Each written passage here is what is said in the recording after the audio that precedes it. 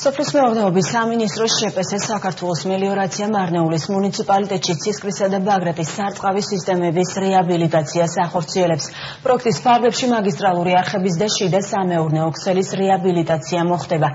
დაგეგმილია ასევე ცისკრის, ბაგრატისა და ბოლო არხების წმენდა დაზიანებული მოპირკეთებების დემონტაჟი და ახალი მოპირკეთების მოწყობა.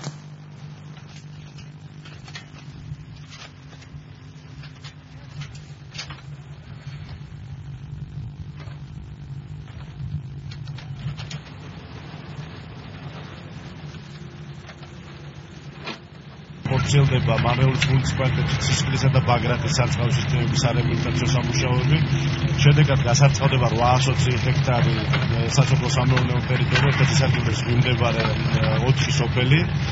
სამუშაოების დასრულება დაგეგმილია 25 წლის ბოლოს და მისი ღირებულება არის 3,9 მილიონი ლარი.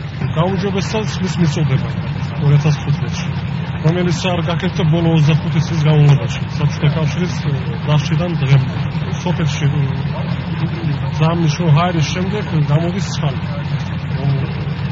კაცმა გლეხმა